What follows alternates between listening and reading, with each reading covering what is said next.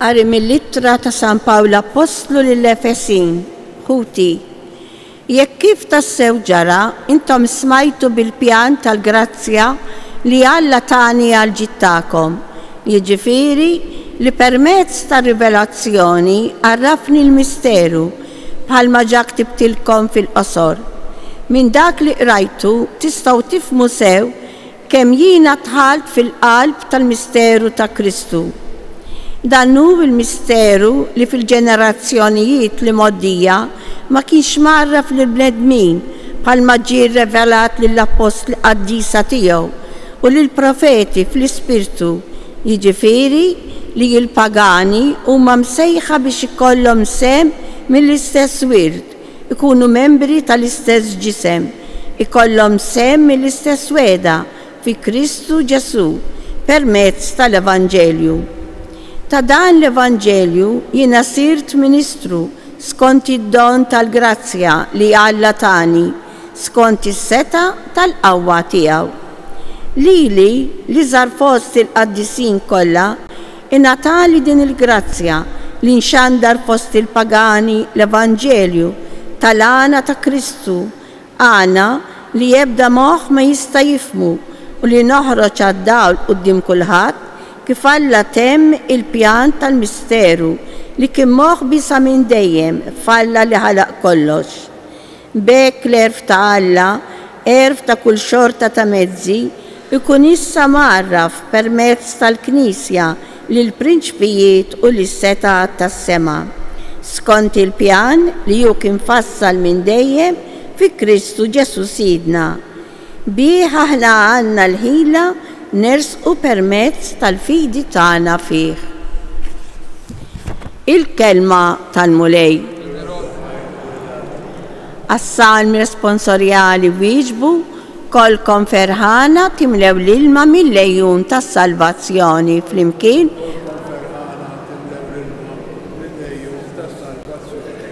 ara Alla s-salvazzjoni tiegħi in-nittama ma jkollix min ixnibża għax qawwiti u għanjieti u l-mulej għalija sar is-salvazzjoni flimkien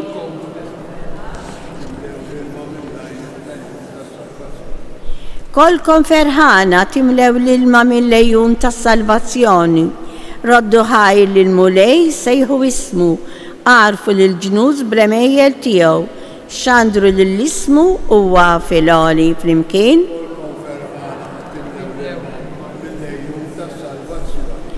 għannu li l-mulej għax għamel ħbejjeġ kbar, ħajkun dan magħruf mal-art kollha. Aqbeż bil-ferħ għanni int li tagħmar f'Sion għax kbiru f'nofsok il-qaddis ta' Iżrael flimkien.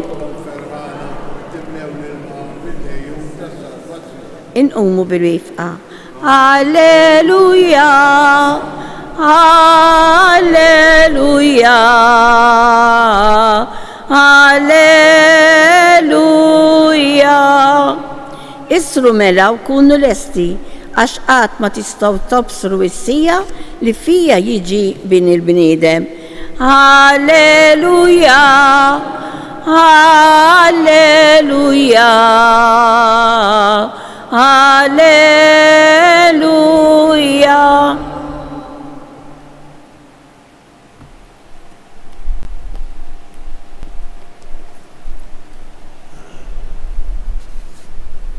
Il-mulej ma'kom. Qari mill-Evanġelju skont San Luqa. Dak iż-żmien Ġesu qal lid-dixxipli tiegħu kunu għafu dan li kieku sit id-dar kellu jkun jaf x'ħin ikun ġej il-ħalliel ma kienx se jħalli min jinfidlu il-ħajt ta' daru.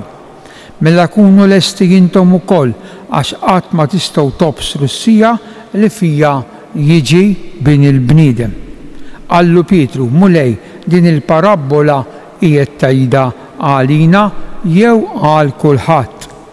Wieġbu Ġesu, int min tgħid li hu il-qaddej fidilu għaqli. Minnu dak li is-sit qiegħdu fuq in-nies ta' daru biex jagħtihom sem f'ħin l-ikel, ħieni dak il-qaddej li sidu jiġi u jsibu jagħmel dan. Ngħidilkom is-sewwa li jafdalu ġidu kollu f'idejh.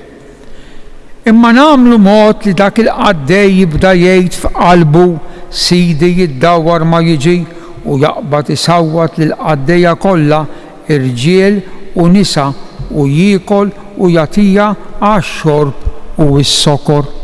Sid dak il-qaddej jasal f'jum meta ma jkunx jistennieh f'sija li fija jieħdu għal rrida u jagħmlu bċejjeġ u jagħtih dak li ħaqqu min-nies li mhumiex fidili.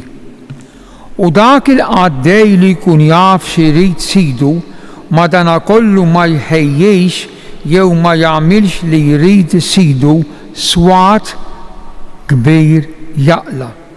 Min imbagħad bla ma jkun jaf x'irid sidu jagħmel xi ħaġa li jkun ħaqqa jiswat dan ftit jissawwat.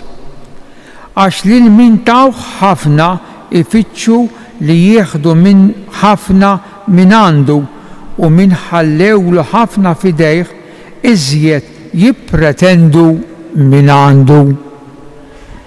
Il-kelma tal-mulej għodu bil-qeda.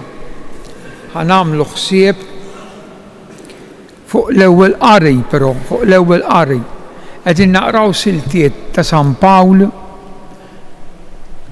lill-belt post ta' Efesu.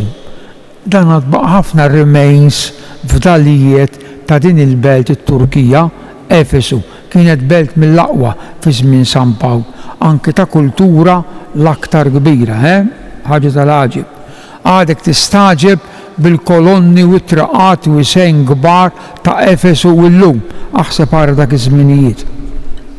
Din litra lill-Efesin, l-Efesin, nies ta' Efesu mit-Turkija, jiġifieri, Pawlu kitiba fl-aħħar snin ta' ħajtu, difatti kitiba mill-ħabs meta kien ħabsi Ruma, meta kien diġà għadda minn Malta, meta qegħdin fis-sena 62, 64 wara Kristu. Allura Pawlu kien immatura ħafna, ola ħafna fit-tagħlim tiegħu. Iżda kollox hekk, iktar ma tikber, iktar ma taħseb, iktar ma tirrifletti. It-tagħlim ta' San Pawl fl-aħħar it-trid tal-ħabsin tal-kattiverja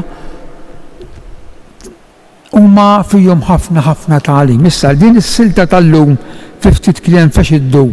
Pawlu qed jgħallem u juri d-differenza bejn il-poplu li Alla għażel għalih imma mhux biss issa qed jgħallem Pawlu mal-miġja ta' Ġesu infetħu il-bibien beraħ u anke dawk li ma kienux Lut li jissejħu ġentili jew pagani anke dawn għandhom kull dritt għas-salvazzjoni. Jgħidilhom Pawlu isem il-misteru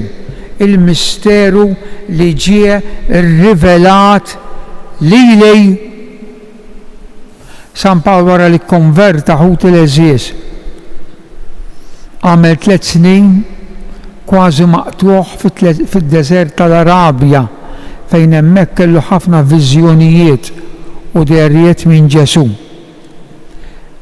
U jgħid imbagħad li jiena huwa l-iżgħar fost il-qaddisin, jiġifieri fost l-apostli.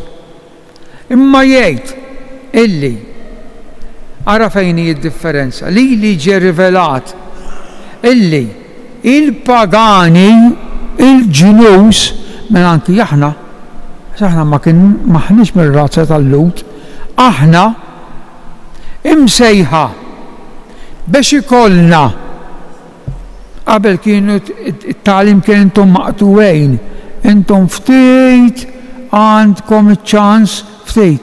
San Pawl qed jgħallem mod ieħor. Il-pagani issa għandhom sem għax huma membri tal-istess ġisem. huma membri ta' Kristu. U allura intom għandkom dritt ukoll għas-saltna tad-dawl. U jien qed inħabbrilkom dan San Pawli dan l-Evanġelu dan it-tagħlim skont it-tagħlim li jien irċevejt mingħand Alla. Dan kien misteru moħbi, ma kienux jafu bih. Issa jien ġejt nikxfu dan il-misteru. Jiġifieri illi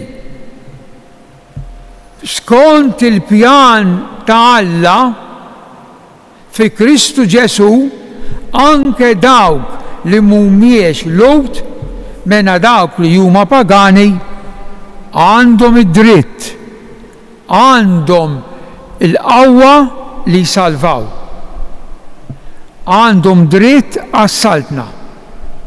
Il-pjan tal-misteru li kemm moħbi issa ġie mikxuf. U għalhekk ħut il-eżiż din is-silta tinteressa ħafna lilna il għaliex aħna qegħdin f'dan il-pjan ta' Alla, pjan ta' salvazzjoni. U għalhekk imbagħad qrajna dan is-salm sabiħ, kolkom ferħana timlew l-ilma mill-lejjun tas-salvazzjoni għax Alla ġie biex jisalva lil kulħadd. U allura li ġie biex jisalva lil kulħadd aħna għandna dritt, aħna għandna l-għajnuniet, aħna għandna l-mezzi biex insalvaw. U għalhekk aħna ferħana għax Alla huwa s-salvazzjoni tagħna. Ngħidulu grazzi l-mulej u nagħmlu dejjem ħilitna biex naħdmu issa rridu nagħmlu l-parti tagħna biex nakkwistaw din is-salvazzjoni.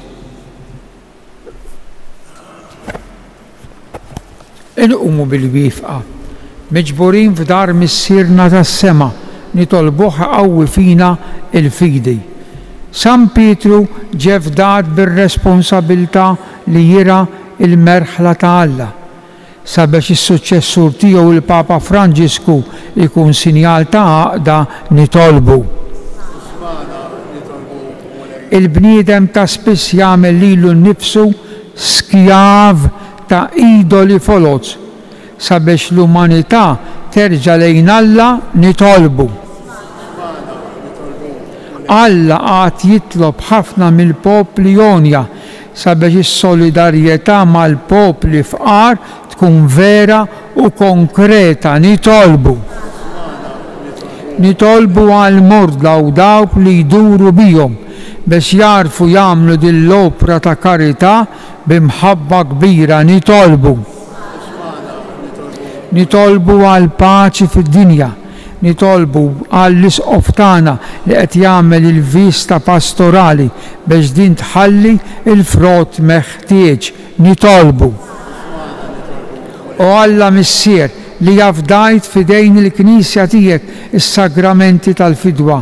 Għamel li fil-ħidma tagħha turi l-wiċċ ta' Ġesu.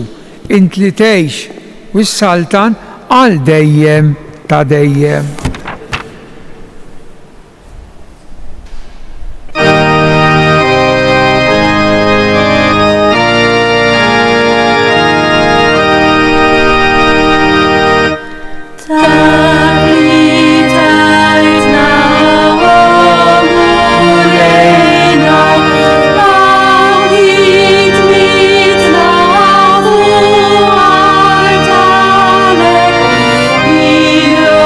To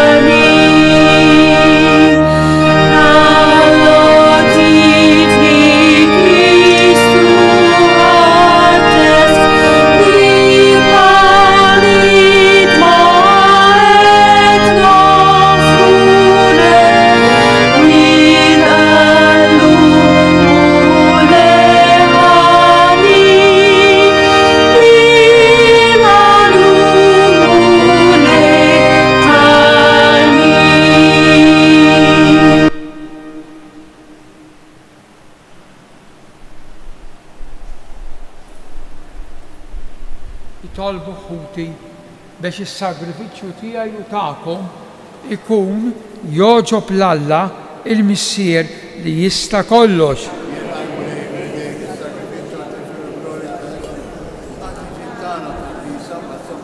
Isma' bit-tiba mulej it-talb li fiċ-ċokontana qegħdin nagħmlulek biex neħilsu minn ħtija. Saffina bil-grazzja tiegħek, naddafna b'dawn l-istess misteri u għejna bil-qaddis tiegħek San Ġwan ta' Capestrano bi Kristu Sidna il-mulej magħkom. Nerfaw lubna l-fuq. Nidżu ħajr lill-mulej Alla tagħna. Sewwa xieraq tas-sew mulej Missier Qaddis u li nollu l-għajn tal-barka tiegħek Alla ta' dejjem li tista' kollox. Imqanqal minn nifs tal-Ispirtu, ir-raj Qaddis San Ġwan ta' Capestrano wassal il-ġnus, il-bxara tal-Evanġelju u s-sagramenti tas-salvazzjoni. Għal dan is-sinjal ta' tieba kbira maqudin flimkien intennu l-innu tal-glorja tiegħek u ngħidu bla qeda Qaddis. Mulej Alla tal-eżerċiti. Osanna. Imbirek.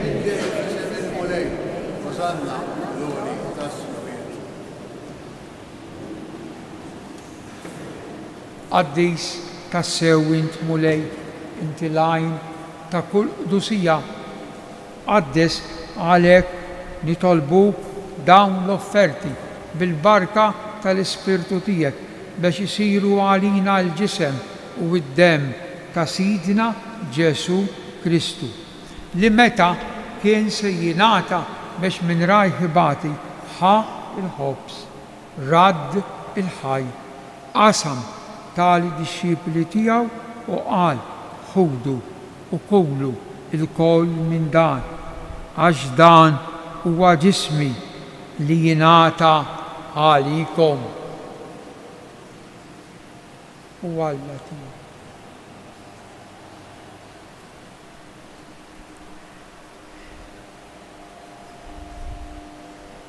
Hekk ukoll wara li klaħal kalċi reġa' radd il-ħajr tali dixxipli u qal ħudu u xorbu minnu il-koll għax dan huwa l-kalċi ta' demmi tal-patt il-ġdid li jibqa' dejjem, id-dem li jixxerret għalikom u għal bnedmin kollha għal maħfra tad-dnubiet. Għamlu dan b'tifkira tiegħi, Sinjur tiegħi u Alla tiegħi.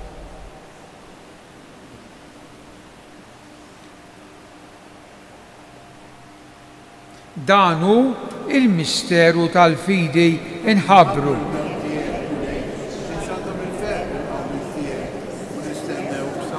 Għalhekk aħna nagħmlu dan tifkira tal-mewt u l-qawmin ta' Sidna Ġesu Kristu. Nofrulek mulej il-ħobs tal-ħajja u l-kalċi tas-salvazzjoni u nroddulek ħaj għax għożbok tilqana hawn quddiemek biex naqduk. U miċ-ċokontana nitolbu li l-Ispirtu Santu jaqgħadna f'ġisem wieħed lilna li nieħdu sehem il-ġisem u d-dem ta' Kristu. Ftakar mulej fil-Knisja tiegħek imxerda mad-dinja kollha u hekk taqa' fl-imħabba flimkien mal-Papa Franġisku, mal-Isqof tagħna Anton u mal-Ministri tiegħek kollha. Ftakar ukoll fħutna li raqdu bit-tama tal-qawmien, ftakar fil-mejtin tagħna kollha. Daħħalhom quddiemek fid-dawl tas-sebħ tiegħek. Ħen għalina l-koll nitolbuk, għati lilna wkoll il-wirt tal-ħajja ta' dejjem flimkien mal-Verġni Mqazzom Alla Marija, ir-raġel tagħha San Ġusepp, l-Apostli, San Ġorġ Preka u l-qaddisin kollha li jgħixu fil-ħbiberija tiegħek sa mill-bidu tad-dinja. Għamel li magħhom infaħruk u insebħuk b'Ġesu Kristu ibnek. Bi Kristu, ma' Kristu u fi Kristu. Jingħata lilek Alla Missier li tista' kollox flimkien mal-Ispirtu Santu kull ġieħ u glorja għal dejjem ta' dejjem.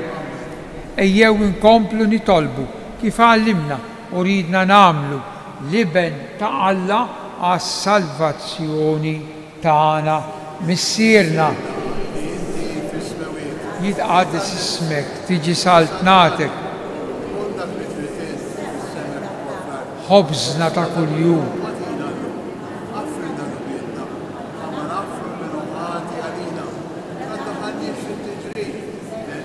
Eħnisna nitolbuk mulej minn kull deni, għatina fit-tiba u ħnina tijek il-paċi fi żmienna biex inkunu ħielsa dejjem mid-dnub u mħarsa minn kull inkwiet.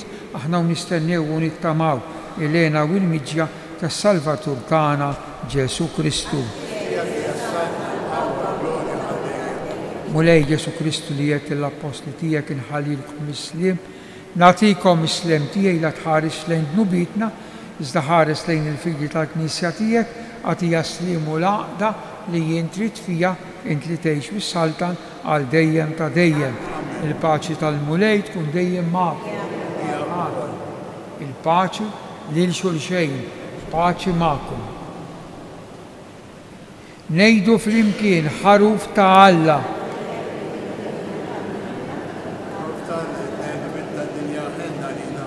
Ħaruf ta' Alla li tgħidu bit-tad-dinja għatina il-paċi.